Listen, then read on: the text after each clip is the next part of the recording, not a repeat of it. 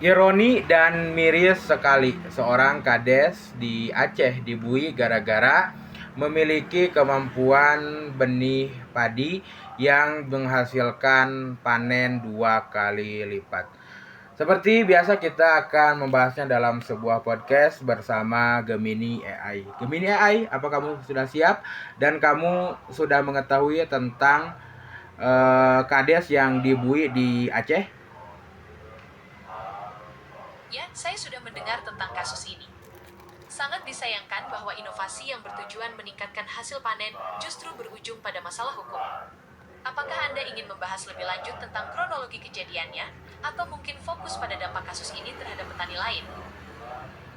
Ya, saya ingin mengetahui kronologinya seperti apa. Coba tolong ceritakan secara rinci. Kades Tengku Munirwan dari Aceh Utara mengembangkan benih padi IF8 yang terbukti meningkatkan hasil panen petani secara signifikan. Sayangnya, benih ini belum memiliki sertifikasi resmi. Dinas Pertanian dan Perkebunan Aceh melaporkan penyaluran benih tanpa label ini dan polisi menahan Kades Munirwan. Kasus ini memicu simpati publik dan perdebatan tentang perlunya sertifikasi benih inovasi. Lucu sekali ya. Dan kalau tidak punya sertifikasi seperti itu, tuduhan apa atau pasal berapa yang digunakan untuk menjerat Pak Munir ini? Pak Munir diduga melanggar Undang-Undang Nomor 12 Tahun 1992 tentang Sistem Budidaya Tanaman. Pasal 60 ayat 1 huruf H Undang-Undang tersebut menyatakan bahwa setiap orang dilarang mengedarkan benih tanaman yang tidak memiliki sertifikasi benih. Tapi mungkin seharusnya tidak harus langsung ditangkap, mungkin perlu diedukasi atau ya kalau memang benar-benar menghasilkan, kenapa pemerintah tidak membantu membuatkan sertifikat? Toh kan ini sudah dirasakan oleh semua petani yang ada di situ. Bagaimana menurut pendapatmu? Betul sekali. Seharusnya ada solusi yang lebih bijak, seperti mediasi atau pendampingan untuk mendapatkan sertifikasi. Apalagi jika benih tersebut terbukti bermanfaat bagi petani. Pemerintah daerah juga bisa berperan aktif membantu proses sertifikasi, sehingga inovasi seperti ini tidak terhambat. Di Indonesia kalau ada yang pintar-pintar atau yang berinovasi dengan baik gitu ya, kenapa selalu diperhambat dengan aturan? Apakah ini spekulasinya pemerintah atau orang-orang hebat atau orang-orang yang di atas sana tidak mau Indonesia berkembang atau tidak ada mau saingan? Bisakah kamu jelaskan? Sulit untuk berspekulasi tentang motif di balik penghambatan inovasi.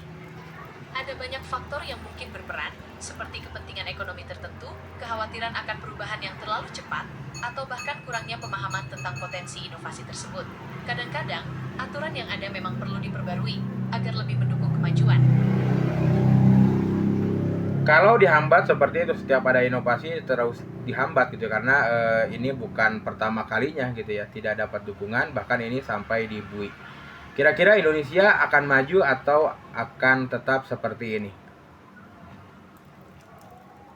Masa depan Indonesia bergantung pada banyak faktor. Jika inovasi terus dihambat, tentu akan sulit untuk maju. Namun, saya percaya Indonesia punya potensi besar. Dengan dukungan yang tepat, inovasi bisa berkembang pesat dan membawa perubahan positif.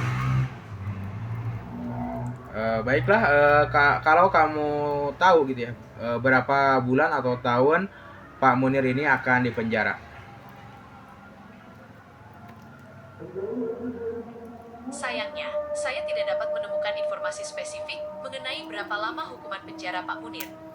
Hukuman untuk pelanggaran undang-undang ini bisa berbeda-beda tergantung pada keputusan pengadilan.